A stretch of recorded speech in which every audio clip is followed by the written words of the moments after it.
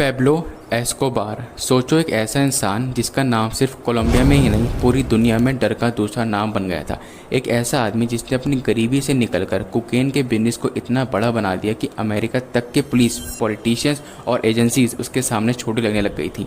ये है Pablo Escobar की कहानी, कोकेन का गॉडफादर और दुनिया का सबसे अमीर और खतरनाक गैंगस्टर। एस्कोबार की ज़िंदगी किसी भी थ्रिलर मूवी से कम बिल्कुल भी नहीं है। एक तरफ उसकी पावर, पैसा और लग्जरियस लाइफ, दूसरी तरफ उसकी ब्रूटैलिटी, खून और दुश्मनी। उसने अपनी आंखों के सामने पूरे शहर को बदल दिया, पॉलिटिशियंस को खरीद लिया, पुलिस को धमकाया और जो रास्ते में आया उसको मिटा दिया।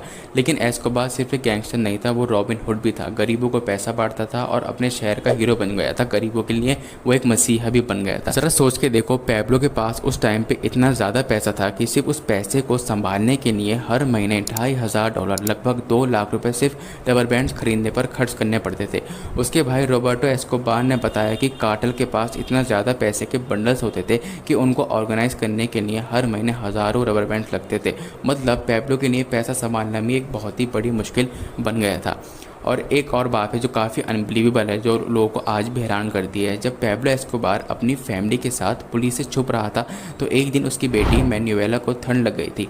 उस ठंड से बचने के लिए एस्कोबार ने $2 मिलियन यानी कि लगभग 16 से 17 करोड़ रुपए कैश जला दिए, सिर्फ ताकि उसकी बेटी को गर्मी मिल सके। उस वक्त एस्कोबार के पास पैसा इतना था कि उसने बिना सोचे समझे $2 करोड़ को ही आग लगा दी, सिर्फ अपनी बेटी की जान बचाने के लिए।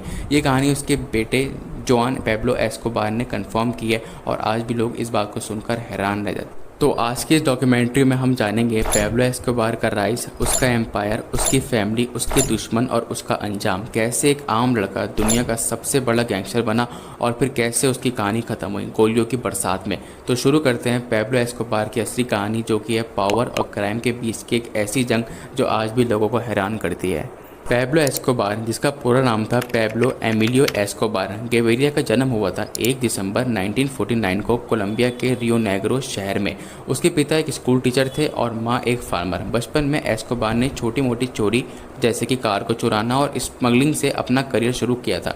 लेकिन पेब्लो को सपना बड़ा तब बना था जब वो अमीर बनना चाहता था। मतलब उसकी ज़िंदगी में ना एक चीज़ क्लियर थी कि उसे कैसे भी करके पैसे कमाने, वो गरीबी में जीना चाहता नहीं था। और उस पैसे की जो उसके अंदर आग थी कि पैसे कमाने, उसके लिए कोई सा भी रास्ता वो चूज़ करने के लिए तैयार था। मतलब उसे कोई फ़र्क नहीं पड़ रहा था कि लोगों की जान जाएगी या क्या होगा क्या नहीं। उसका मकसद सिर्फ क्लियर था कि उसे पैसे कमाने, वो अमीर बनना चाहता था चाहे किसी भी तरीके से। 1970s की शुरुआत में जब कोकेन का बिजनेस बूम हो रहा था, एस्कोबार ने अपनी गैंग बनाई और मेडेलिन कार्टेल की शुरुआत की। पेब्लो एस्कोबार ने कोकेन को अमेरिका तक पहुंचाने का सबसे बड़ा नेटवर्क उस टाइम पे खड़ा कर दिया था। एक वक्त ऐसा था जब दुनिया की 80% कोकेन सप्लाई सिर्फ उसके कार्टेल के अंडर थी। हर महीने उसकी कमाई $420 मिलियन तक पहुंच गई थी। उसने पॉलिटिशियंस, पुलिस और जजेस को ब्राइब यानी कि रिश्वत देकर या धमकी देकर शुरू अपना बिजनेस को आगे वो लेके जा ही रहा था। अगर कोई उसके रास्ते में आया था तो वो उसको मतलब बोलते हैं ना, प्लाटो ओ प्लामो यानी पैसा लो या गोली का ऑप्शन मिलता था। ये इसकी बहुत ही बड़ी टैगलाइन थी, प्लाटो ओ प्लामो, या तो पैसा ले लो या फिर गोली ले लो मेरे से। एस्कोबार ने अपनी पावर दिखाने के लिए हज़ारों लोगों को मरवाया, including politician, journalist, police officers और आम लोग भी।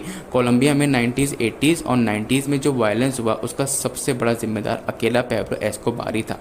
पेब्लो एस्कोबार की ज़िंदगी किसी भी राजा से कम नहीं थी। उसके पास private jets, helicopters, exotic animal, उसके जू में हिप्पोज, जिराफ, लायंस तक हर चीज़ वो थी जो एक हम सोच भी नहीं सकते। उस टाइम पर ना वो रख रखी थी अपने लिए, अपने इतने बड़े मैंशंस में और लग्जरियस मैंशंस थे। उसका सबसे बड़ा मैंशन था हेसिंडा नेपोलिस, जहाँ स्विमिंग पूल्स, रेस ट्रैक और अपना पर्सनल जू तक था। उसकी वाइफ का नाम था मैरिया विक्टोरिया और 2 बच्चे भी थे। सन बेटे का नाम था जोन पेब्लो, अब सेबेस्टियन मैर्कुर के नाम से जाना जाता है, और डॉटर मैन्युएला। एस्कोबार अपनी फैमिली से बेइंतहा प्यार करता था। कहते हैं कि एक बार जंगल में छुपते वक्त उसने अपनी बेटी को ठंड से बचाने के लिए, जो काफ़ी ज़्यादा फेमस कहानी जो मैंने शुरुआत में बताई थी, $2 मिलियन को ऐसे ही आग लगा दी थी। एस्कोबार सिर्फ गैंगस्टर नहीं था, वो एक रॉबिन हुड जैसा भी बन चुका था।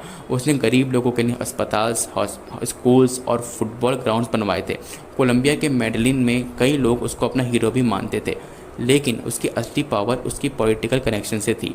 कोई गैंगस्टर तो वो था, लेकिन वो जानता था कि जब लीगल अथॉरिटीज़ बीच में आती हैं तो इन लोगों के साथ भी कनेक्शन बनाने ज़रूरी होते हैं। उसने कांग्रेस तक का इलेक्शन लड़ रखे हैं और पॉलिटिशियंस को कई दफ़ा वो खरीद भी चुका है। 1990s की शुरुआत में कोलंबियन गवर्नमेंट और US DEA यानी कि ड्रग इन्फोर्समेंट एडमिनिस्ट्रेशन ने एस्कोबार के खिलाफ जंग छेड़ दी थी।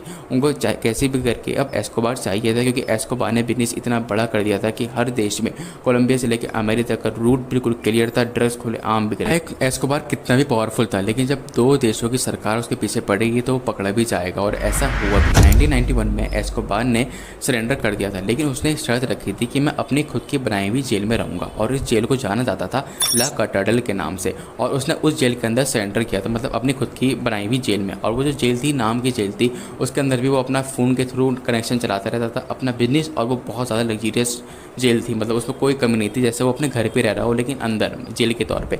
एक साल बाद जब गवर्नमेंट ने उसका ट्रांसफ़र करने लगी, एस्कोबार जेल से भाग गया।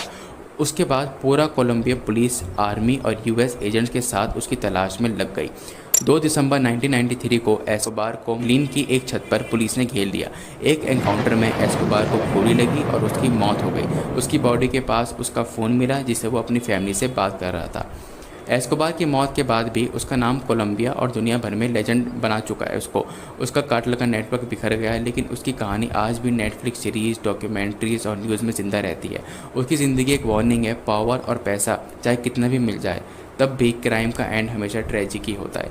एस्कोबार ने अपनी स्मगलिंग बिजनेस को एक नई लेवल पर ले गया था। उसने ड्रग्स अमेरिका तक पहुंचाने के लिए बहुत इनोवेटिव तरीके निकाले, सबमरीन्स, प्राइवेट प्लेन्स और हत्या के कार्गो शिप्स तक का उसने यूज़ किया था उस टाइम पे। एक वक्त ऐसा था जब एस्कोबार के कार्टेल ने कोकेन के ब्रिक्स को ट्रक्स, टायर, पेंट कैंस और इलेक्ट्रॉनिक्स के अंदर छुपाकर बॉर्डर क्रॉस करवाया था। उसकी प्लानिंग इतनी टाइट थी कि US अथॉरिटीज़ भी हैरान रह जाती थी कि वो कैसे न कैसे करके ड्रग्स ले ही आया करता था। जब कोलंबिया गवर्नमेंट ने एस्कोबार के खिलाफ क्रैकडाउन शुरू किया था तो उसने पूरा शहर टेरर में बदल दिया था। अपने मरने से पहले एस्कोबार ने पॉलिटिशियन, जजेस और पुलिस ऑफिसर्स को टारगेट किया। बॉम्ब ब्लास्ट, एसेसिनेशन और किडनैपिंग उसके फेवरेट वेपन्स थे। सबसे बड़ा अटैक 1989 को एवियांका फ्लाइट 203 बॉम्बिंग, जिसमें इनोसेंट लोग भी बहुत सारे मारे गए थे। उसने अपने दुश्मनों को मारने के लिए पूरा एक नेटवर्क बना लिया था। ये लोग पैसों के लिए किसी को भी मार देते थे। एस्कोबार का कहना था, better a grave in Colombia than a jail cell in the United States. उसका ये मानना था। एस्कोबार की डाउनफॉल सिर्फ गवर्नमेंट की वजह से नहीं हुई थी, बल्कि उसके खुद के जो दुश्मन थे वो भी बहुत ज़्यादा उसके पीछे पड़ गए थे। एक ग्रुप बना था उस टाइम पे, एस्कोबार जब बिल्कुल पीक पे था अपनी ताकत के, उस ग्रुप का नाम था लॉस पेप्स। ये उसके राइवल्स, एक्स एसोसिएट्स और पुलिस का सीक्रेट अलायंस था। लॉस पेप्स ने एस्कोबार के फैमिली, फ्रेंड्स और बिजनेस पार्टनर्स को सिस्टमेटिकली टारगेट किया, उनकी प्रॉपर्टी चलाई और उनको मार दिया। इस प्रेशर की वजह से एस्कोबार का पूरा नेटवर्क टूट गया था और उसको अकेला कर दिया गया था पूरी तरीके से। बिट्रेल, दोस्ती का ख़त्म हो जाना और राइवल्स का बदला, ये सब उसके एंड का रीज़न बन गए थे। सोचो, एक गैंगस्टर अपने देश का पूरा कर्जा चुकाने के लिए रेडी था। मतलब उस टाइम पे उसने एक ऑफर भी करी थी कि अगर उसको एक्सट्रेडिशन यानी उसे अमेरिका में ना भेजा जाए तो वो अपनी कंट्री का $10 बिलियन का लोन चुका देगा। मतलब कितनी हैरानी की बात है कि एक आम वहाँ का देखा जाए एक सिटीज़न, और भले वो बहुत बड़ा बिजनेसमैन है, वो अपनी कंट्री का पूरा एक डेप्ट चुकाने को भी तैयार है, जो कि था $10 बिलियन का। हालांकि इसको रिएक्ट कर दिया गया था वहाँ की सरकार के थ्रू।